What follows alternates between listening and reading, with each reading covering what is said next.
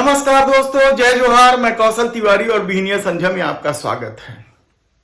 एक तरफ सरकार जब G20 की तैयारी में लगी हुई थी, विदेशी मेहमानों के आवभगत में लगी हुई थी, भव्य आयोजन को और भव्यतम बनाने के लिए सोने चांदी के बर्तन के साथ साथ स्वयं के चुनाव प्रचार की कोशिश कर रही थी। हर 50 कदम पर अपने कटआउट लगाकर या अपनी तस्वीर लगाकर सारे आयोजन को स्वयं के अनुकूल या स्वयं में समेट लेने की कोशिश कर रही थी। तब दूसरी तरफ ईडी डायरेक्टर संजय मिश्रा क्या कर रहे थे? यह सवाल इसलिए महत्वपूर्ण है क्योंकि संजय मिश्रा 15 सितंबर तक ही ईडी के डायरेक्टर रहेंगे, उसके बाद वे हट जाएंगे।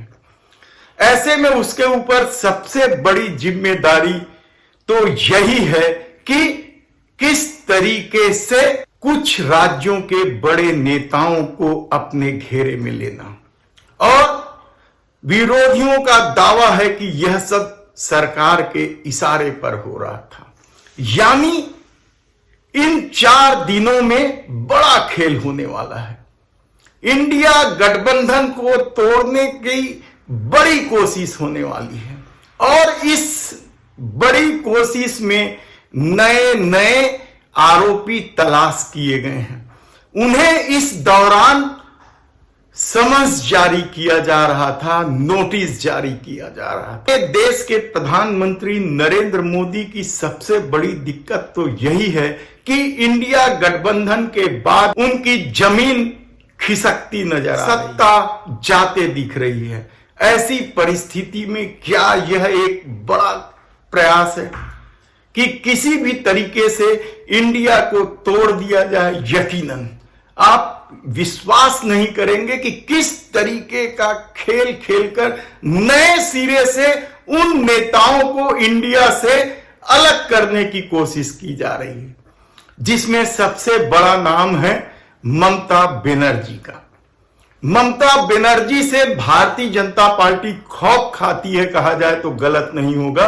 और इस बार उनके भतीजे अभिषेक बनर्जी नहीं बल्कि उनके निशाने पे है नुसरत जहां। फिल्म अभिनेत्री भी है, बंगाली फिल्मों की जानी मानी कलाकार है और तृणमूल कांग्रेस की सांसद भी है। उन्हें 9 तारीख को नोटिस दिया गया। यानी समूचा विदेशी मेहमान इस देश की धरती पर जब कदम रख रहे थे, उस दौरान नुसरत जहां को नोटिस दिया गया। यानी अभिषेक बनर्जी के साथ साथ अब नुसरत जहां को भी घेरा जाएगा ताकि ममता बनर्जी इंडिया गठबंधन से हट जाए। कहा तो यही जा रहा है कि एकमात्र शर्त यही है।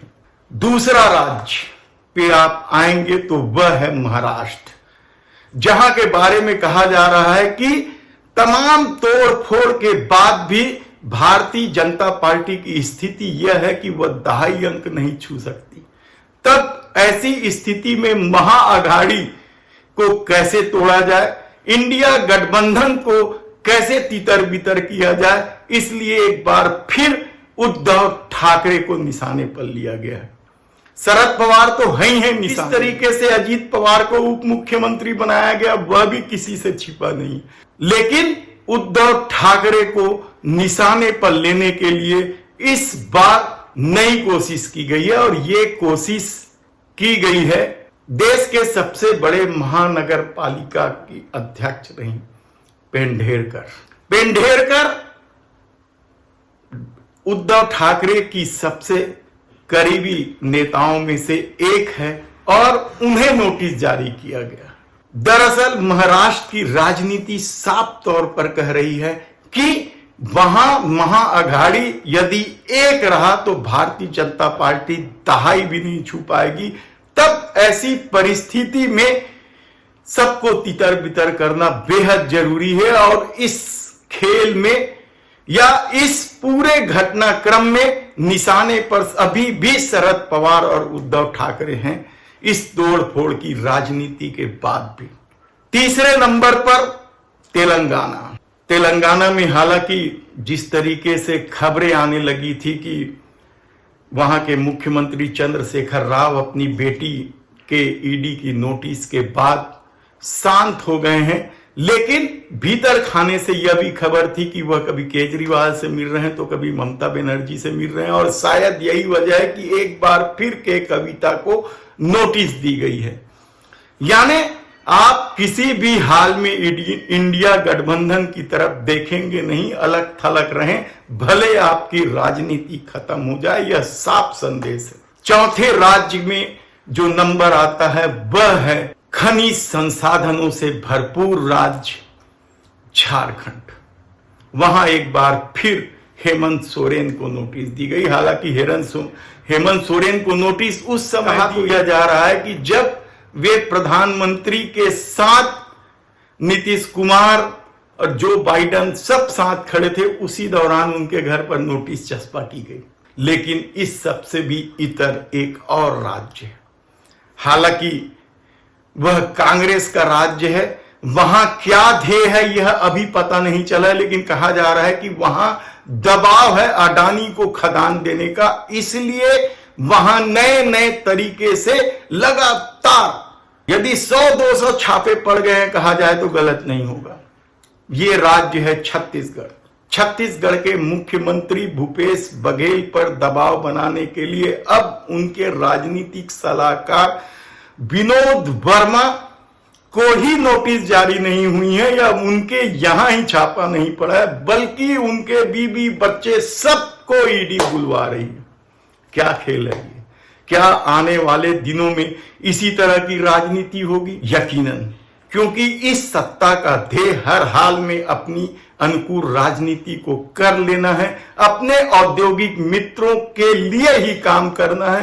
तब छत्तीसगढ़ ही नहीं दूसरे राज्यों में भी इसी तरीके का खेल होगा।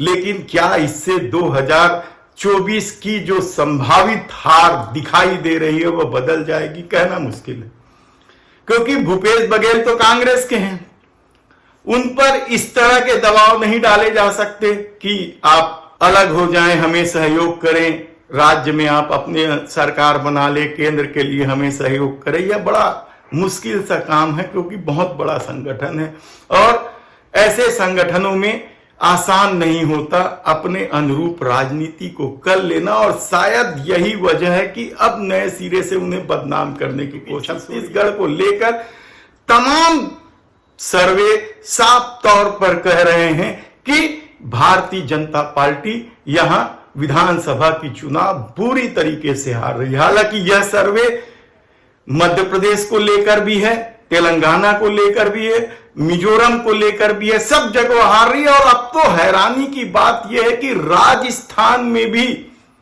इस बार कांग्रेस का परचम फहरा सकता है, ऐसा सर्वे बता रहा है। ऐसी परिस्थिति में क्या आने वाले दिनों में, यानी ये 4 दिन बड़ा नया खेल के साथ खड़ा हो जाएगा, नई राजनीतिक समीकरण दिखाई देने लगेगी। क्या कई लोग इंडिया गठबंधन तोड़ देंगे ईडी के दबाव में? कहना कठिन है, क्योंकि सबकी अपनी राजनीति है, सबका अपना वजूद है और सबको अपने को भी देखना है। ऐसी परिस्थिति में क्या होगा यह हम आपको बताते रहेंगे, लेकिन एक बात तो तय है कि 15 तारीख को संजय मिश्रा चले जाएंगे। हालांकि उनके लिए यह भी कहा जा रहा है कि नई व्यवस्था कर दी गई है। आखिर मोदी सरकार का यह मित्र प्रेम, इसे भी मित्र प्रेम कह सकते हैं, सिर्फ अडानी ही मित्र प्रेम नहीं है, संजय मिश्रा भी मित्र प्रेम की श्रेणी में आते हैं कि किस तरीके से सुप्रीम दरवाजा तक मामला पहुंचने के बाद भी सरकार अडिग रही। हालांकि एक खेल चुनाव आयोग को लेकर भी है, हम इस पर विस्तार से चर्चा करेंगे कि एडीआर ने किस तरीके से जनहित याचिका दायर की और सुप्रीम कोर्ट ने किस तरीके से समूचे संवैधानिक स्थिति जो बनती है आम लोगों के अधिकार को लेकर चल रही इस लड़ाई को ही बकवास कह दिया। हम आपको विस्तार से बताएंगे। धन्यवाद।